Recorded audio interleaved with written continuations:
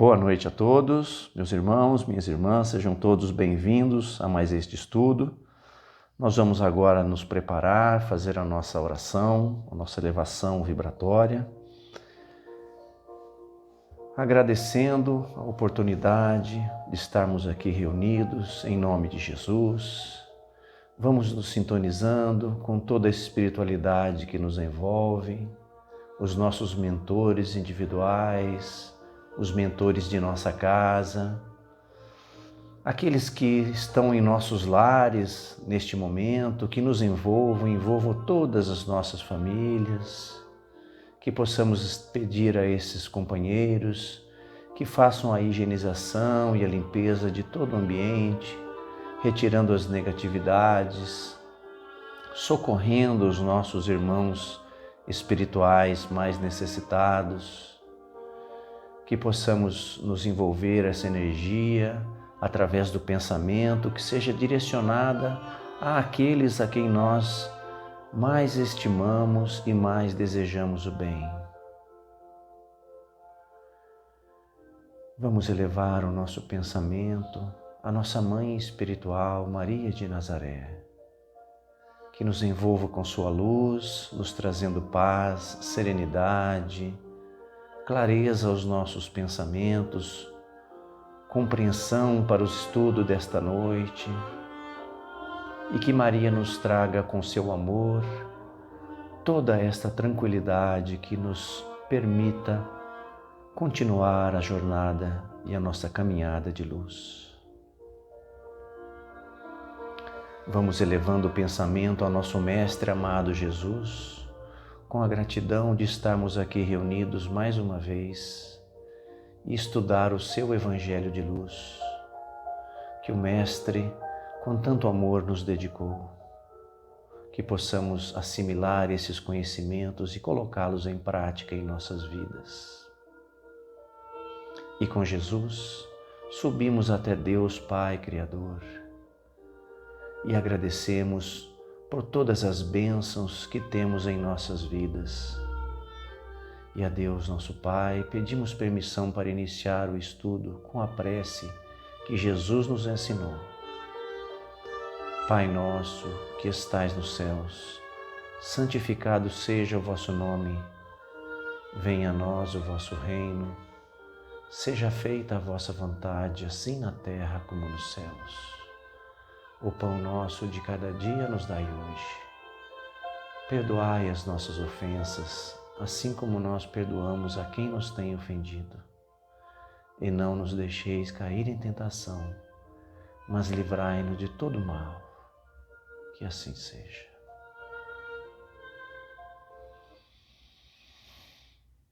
Muito bem.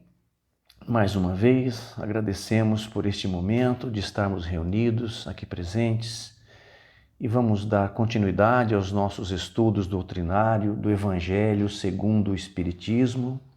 E nesta noite nós vamos falar sobre o capítulo 4, os laços de família fortalecidos pela reencarnação, do item 18 ao item 23. Bem, eu inicio esse estudo pegando um gancho com o último estudo que eu fiz algumas semanas atrás, cujo título era O Ponto de Vista. Para que nós possamos falar sobre os laços de famílias à luz do Espiritismo fortalecidos pela reencarnação, uma primeira reflexão que se faz necessário é que nós coloquemos bem qual é a nossa visão, a nossa percepção do sentido da nossa existência e a fé no porvir. Para aqueles que já conhecem ou já se aprofundaram um pouco mais na doutrina espírita, é relativamente fácil de chegar a essa conclusão. Mas aqueles que ainda estão numa fase inicial de estudo, de conhecimento, que ainda não têm a sua fé fortalecida dentro dos princípios da doutrina espírita, talvez fique um pouco difícil de compreender este conceito. Mas é importante que nós o façamos para que nós possamos fortalecer as nossas convicções pessoais. Fortalecimento esse que é importantíssimo à luz da doutrina espírita, que é uma doutrina que liberta, não é uma doutrina que nos traz nada pronto para que nós venhamos acreditar. Então nós temos que criar este fortalecimento das convicções pessoais através do estudo, através do conhecimento, para que possamos fazer as escolhas adequadas em nossas vidas. E eu vou fazer aqui uma leitura rápida do primeiro parágrafo do nosso estudo, para que a gente possa começar essa reflexão em cima dele.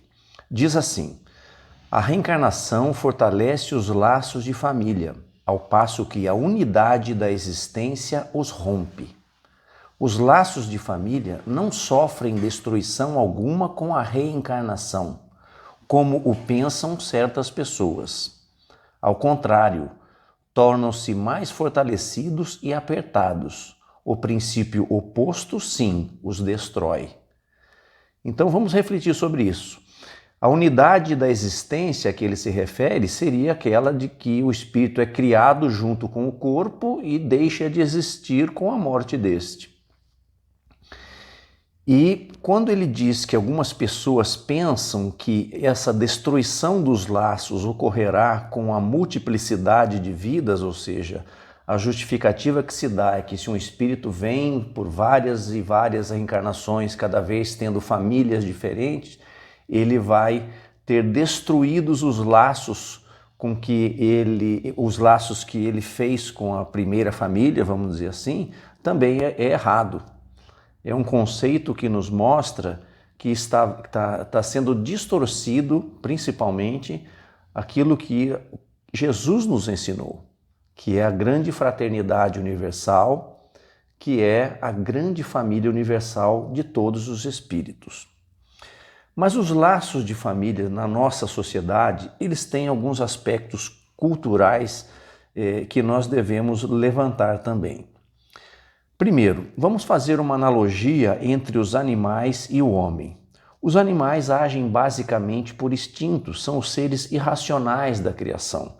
Eles se unem através desses instintos para a reprodução, para a preservação da espécie, algo que é totalmente instintivo, como falamos, e que não gera um vínculo emocional e afetivo. Ao passo que o homem não. O homem, por ser um ser superior, racional dentro da criação, tendo esse princípio divino dentro de si, já vem com essa noção da família, da proteção aos seus entes queridos. E com isso, esses laços acabam sendo estreitados. E algumas vezes esses laços são também confundidos e são até deturpados pelos defeitos que o homem ainda possui, como o egoísmo, o apego à matéria, aquela posse, vamos dizer assim, que todos muitas vezes temos a ideia de que o filho me pertence, o cônjuge me pertence, eu tenho que me preocupar mais com esse círculo familiar, dar mais atenção a isso e o resto não tem tanta importância. Então, volto àquele ponto inicial que falei do meu estudo, do ponto de vista. Sempre que o espírito se coloca nesse ponto de vista mais amplo da sua existência, não é que ele não vai dar atenção à sua família corporal, à sua parentela corporal. Ele vai sim dar atenção, mas com uma visão muito mais ampliada, muito mais ponderada sobre o motivo pelo qual aqueles espíritos estão reunidos no seu círculo familiar.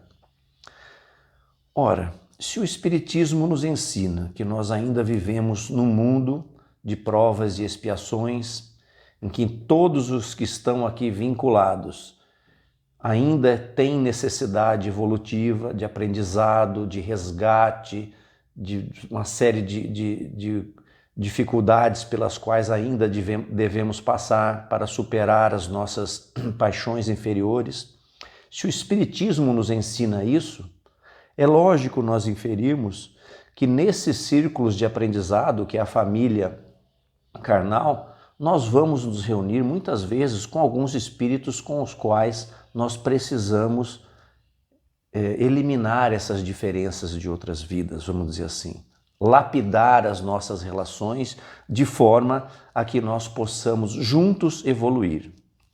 E nesse aspecto, a lição de estudo dessa noite nos ensina, né, que no plano espiritual alguns espíritos se reúnem, né, e ali alguns, pela sua evolução, têm a oportunidade de escolher, né, onde vão reencarnar, e muitas vezes fazem escolhas de sacrifício com os quais vão ter que conviver.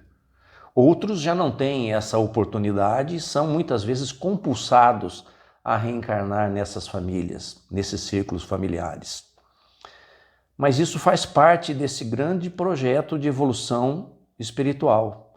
Então, esses mais adiantados, eles permitem, né, que os menos adiantados possam progredir. E assim, após cada existência, cada reencarnação, todos vão avançando pouco a pouco. Alguns um pouco mais rápido, outros um pouco menos, mas todos tendo a oportunidade de evoluir. E isso se dá principalmente à medida que o espírito se prende menos à matéria, a essa influência dos instintos e das paixões que nós comentamos que é tão comum nos animais, que é um instinto de sobrevivência, de preservação da espécie, mas que o homem, por sua superioridade, tem que abstrair, tem que evoluir acima disso, de forma que ele não se deixe levar por essas paixões. E assim possam percorrer esse caminho de forma mais serena e mais tranquila. É importante que nós façamos também aqui uma reflexão sobre a afeição que atrai os espíritos. E aqui nós vamos colocar dois tipos distintos de afeição. A afeição da alma, que é a afeição real, aquela que atrai os espíritos pelas afinidades, pelos mesmos valores, pelas simpatias, e aquela atração material ou sensorial, que é influenciada pela matéria, pelo instinto animal, pela sexualidade. E isso é uma reflexão importante que devemos fazer. O quanto e qual a extensão do domínio que essa sexualidade exerce em nossas vidas. O quanto nós tomamos decisões baseados nesse impulso do desejo sexual, de um gênero pelo outro, e aquilo que é mais importante para nós, né, nas nossas decisões. Então, essas duas afeições, né, essa mais espiritualizada e a outra mais material, elas acabam gerando conflitos constantes em nossa existência. Conflitos entre o espírito e a matéria. E é por isso, eu acredito, que nós reencarnamos. Porque se nós vivêssemos sempre no estado espiritual, livre dessas influências da matéria, não teríamos esses desafios a superar. Os desafios vêm exatamente por estarmos encarnados. E temos a oportunidade de ter esse ensinamento da doutrina espírita nos tempos modernos, mas muitas outras religiões também trazem essas reflexões, mas para nós espíritas ela é muito mais detalhada e nos tocam muito mais profundamente o coração, essas reflexões que nos fazem exatamente manter um ponto de equilíbrio ideal e direcionar essas energias de forma que elas sejam aplicadas de forma produtiva para todos com os quais nós convivemos. Os nossos companheiros, as nossas companheiras, nossos cônjuges, os nossos filhos, para que sejam bem educados dentro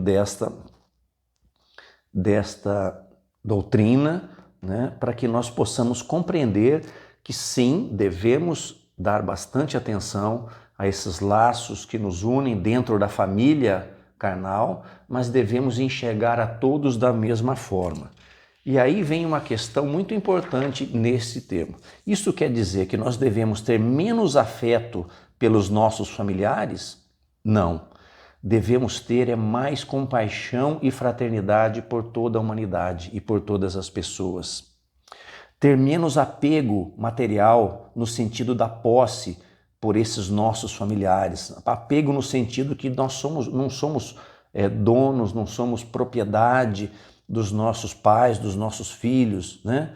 Isso ajuda, inclusive, e é muito importante, no momento da separação, que é inevitável, na hora da morte. Quando nós, naturalmente, vamos perder os nossos pais, os nossos entes queridos mais idosos, ou às vezes até os mais novos, os filhos. Isso é importante, que nós tenhamos esse apego bem equilibrado, no sentido de saber que a nossa existência real é a do espírito e nós vamos nos encontrar. E um aspecto muito importante que o capítulo de hoje nos lembra é o seguinte, que esse temor, né, de que essa separação se dê de forma definitiva, ela é muito mais real para aqueles que acreditam na unicidade da existência do que para aqueles que acreditam na reencarnação. Por que isso? Porque aqueles que acreditam na unicidade, eles têm apenas uma opção de, no momento da morte, ou os dois vão para um local de felicidade, para um paraíso, por exemplo, ou se um for para o paraíso e o outro for para o inferno, nunca mais vão se ver. Né? Ou aqueles que não acreditam no nada, sabem que vão conviver com esse ser apenas do momento do nascimento até o momento da morte. Já para aqueles que têm esta concepção espiritualizada da vida, entendendo que nós vamos nos reencontrar e ter a oportunidade de recomeçar em outras existências, em outra existência, isso nos dá um consolo muito grande, uma certeza de que nós vamos nos ver em outro plano, vamos ter a oportunidade de voltar a conviver e vamos poder evoluir juntos, nos auxiliando, né? E espiritualmente falando, nós temos também um ensinamento, o conceito de que as posições dentro das famílias, elas vão se alternando. Muitas vezes o que era pai volta como irmão, o que era filho volta como pai, e assim cada um vivendo o seu papel nesses títulos diferentes para que possamos bem aprender tudo que devemos aprender. Né? Então, como o capítulo nos ensina, na reencarnação, os nossos ascendentes e descendentes, eles podem já ter conhecido e vivido juntos, amados, e podem se reunir mais tarde, a fim de se apertarem, de aumentarem entre si os laços de simpatia. Com a reencarnação e o progresso a que ela dá lugar, todos os que se amaram se tornam a reencontrar na Terra e no espaço, e juntos estão sempre próximos da divindade. Se alguns, por acaso, fraquejam na caminhada, cometem erros, fazem más escolhas, eles se atrasam um pouquinho nessa evolução. Mas não quer dizer que eles vão se perder para sempre, que você vai deixar de encontrar aquele ente querido porque ele foi para um local de sofrimento, de punição e que de lá nunca mais vai sair. Sempre existe a esperança de que ele tenha uma nova oportunidade e que você também possa auxiliar de alguma forma na evolução e no resgate desse espírito que se perdeu. Dessa forma, essa lição é muito importante. Como eu falei no início, é uma lição que para nós que conhecemos a doutrina espírita e que acreditamos e que nos convencemos da solidez dos seus conceitos, é uma doutrina muito fácil de compreender e de aceitar. Ela facilita até, muitas vezes, que nós venhamos a ser mais pacientes, mais compreensivos com as dificuldades com as quais nós convivemos dentro da família, com aqueles que ainda são, principalmente, aqueles que são mais jovens e que ainda são mais audazes, mais impulsivos em suas ações, e nós que temos um pouco mais de experiência nessa hora, temos que entender, ter essa compreensão de poder educar também, respeitando os limites de cada espírito, de forma que possamos contribuir para a sua evolução. Esse tema, ele é muito, muito importante, porque a família é a grande escola do espírito. É onde nós somos burilados, trabalhados. Esse núcleo social denominado família, ele faz parte da nossa ambientação encarnatória. Há todo um planejamento para isso. Nós, enquanto espíritos imortais, eternos, ao longo dos milênios, por meio muitas vezes de relacionamentos doentios, muitas vezes por meio de relacionamentos felizes, nós fomos criando os vínculos difíceis e vínculos fraternos. E como o próprio Mestre nos colocou, todos nós ainda estaríamos aqui até que pagássemos o último ceitil. E sobre o que Jesus falava quando ele dizia que estaríamos aqui até pagar o último ceitil? Está relacionado que enquanto nós não conseguirmos trabalhar o amor para com todos, será necessário esse constante retorno à reencarnação para construir vínculos de fraternidade e de amor com aqueles que nos cercam. Então, dentro disso, quando nós estamos para reencarnar, é feito um planejamento encarnatório. E nós somos colocados num ambiente no qual nós vamos ter a oportunidade para desenvolver os sentimentos que ainda não temos. Não é raro nós nos depararmos com inúmeras pessoas e se fizermos uma viagem interior, nós vamos perceber que nós também caímos nessa vitimização de dizer que o meu pai, a minha mãe, o filho, a esposa, a minha família não é adequada, é uma situação de injustiça. Primeiro nós precisamos entender que Deus não erra. Independente da família no qual eu esteja inserido.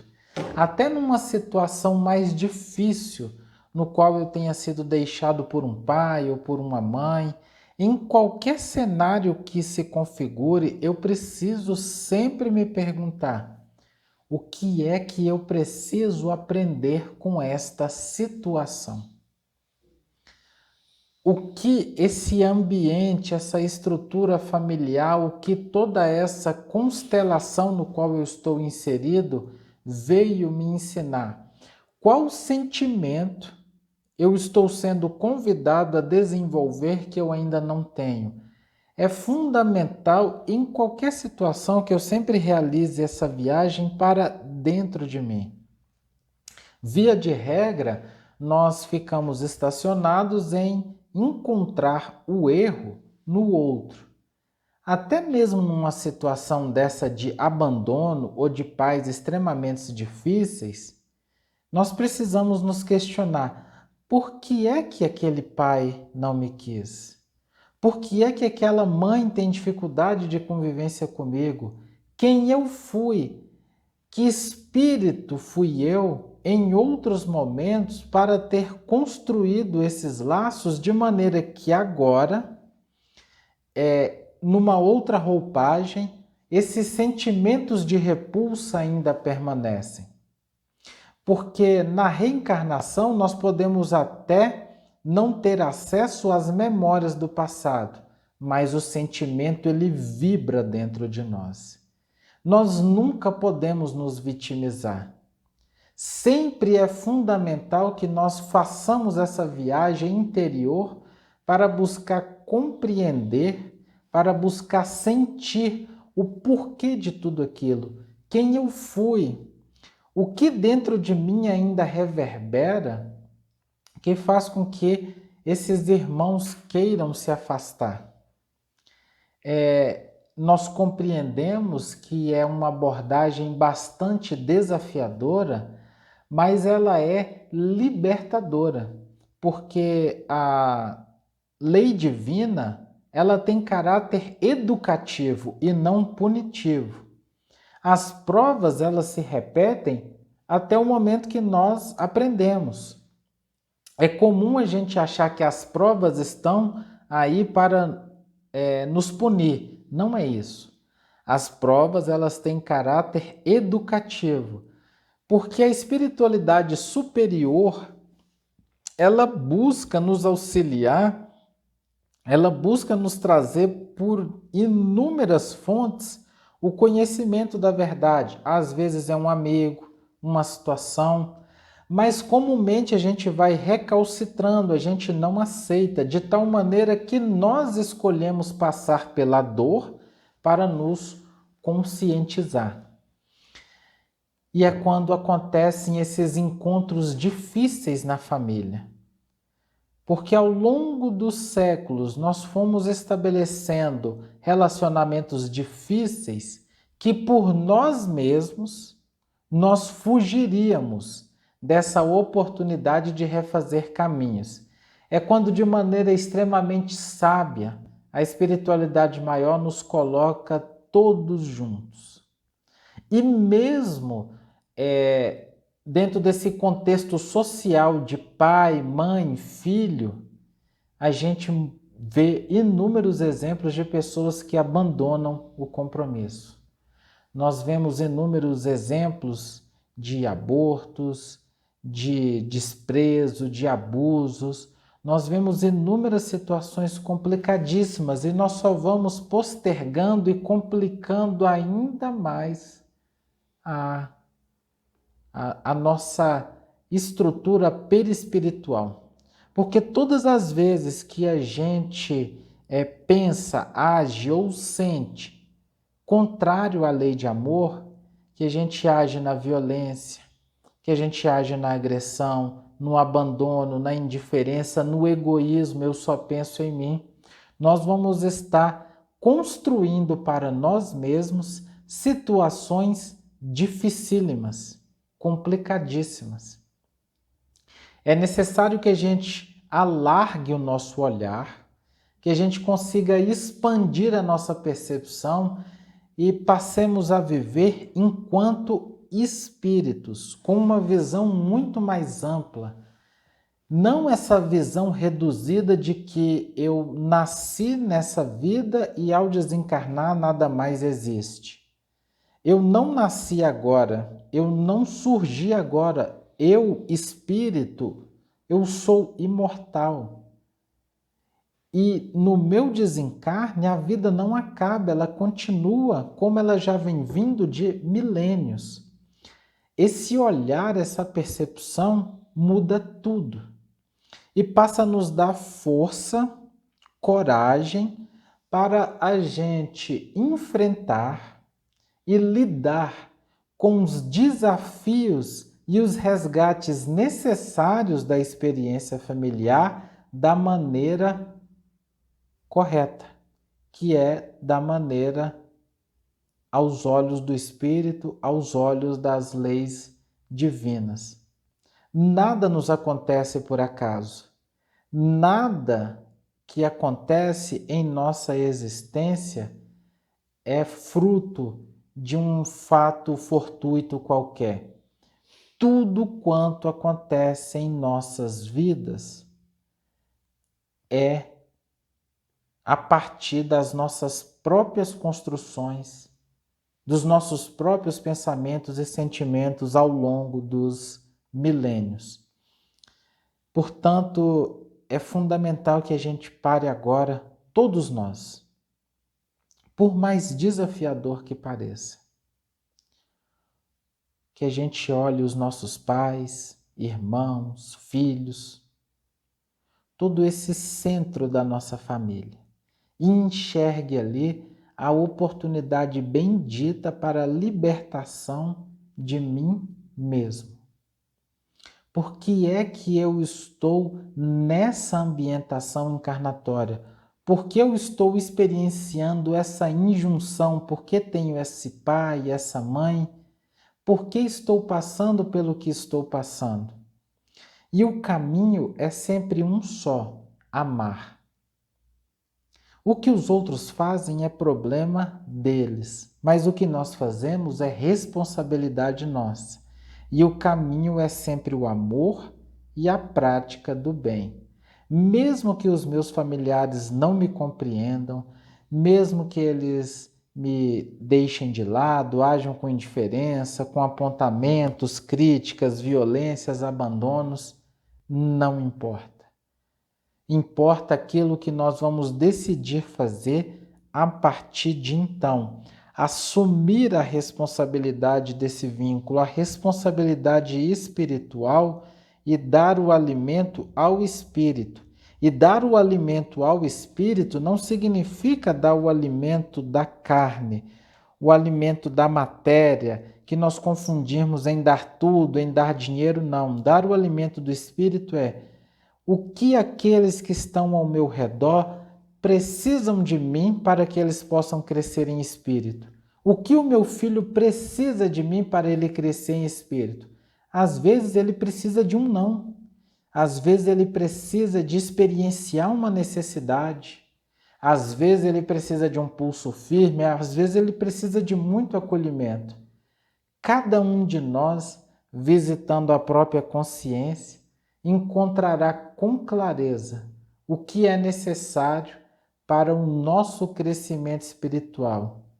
E é fundamental que nós tenhamos firme em nossa mente, em nosso coração. Não existe acaso. Cada um de nós está na família exatamente perfeita para o nosso crescimento espiritual. Só precisamos abandonar a vitimização, agradecer a espiritualidade maior pela oportunidade da encarnação e seguirmos em frente nessa luta bendita, nesse sacrifício de vencer a nós mesmos do bom combate para construirmos os sentimentos no amor que ainda não os temos. Amado Mestre Jesus, agradecemos, Pai, por essa oportunidade tão abençoada de conhecermos essa doutrina de amor que nos consola, que nos alimenta e nos fortalece o espírito para vencermos os tantos desafios e resgates necessários para a nossa iluminação. Mestre querido Jesus, que cada um que agora nos acompanha possa sentir em seu coração a força, o amparo, para seguir em frente, aproveitando essa oportunidade que o Senhor concede a todos nós, dessa experiência na família, para vencermos a nós mesmos. Que tenhamos a coragem e a força para nos secundarmos, para abandonarmos o nosso egoísmo, o nosso orgulho, deixar de lado a nossa vaidade e assim, munidos dessa força nova, possamos servir a todos indistintamente, sem olhar a quem, dando o melhor de nós, nos esforçando para dar o máximo do nosso amor, da nossa dedicação e do nosso zelo, para que nessa experiência sincera da prática do bem, possamos plantar sementes novas de relacionamentos pautados na fraternidade e no amor, para que, de encarnação em reencarnação, possamos nós estarmos rodeados e conectados a todos pela força do amor.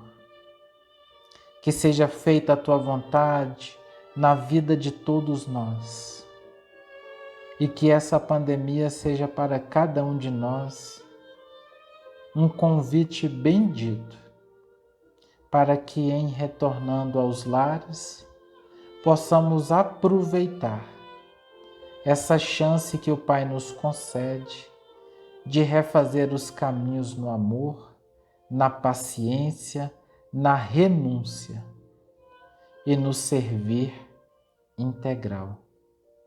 Que assim seja.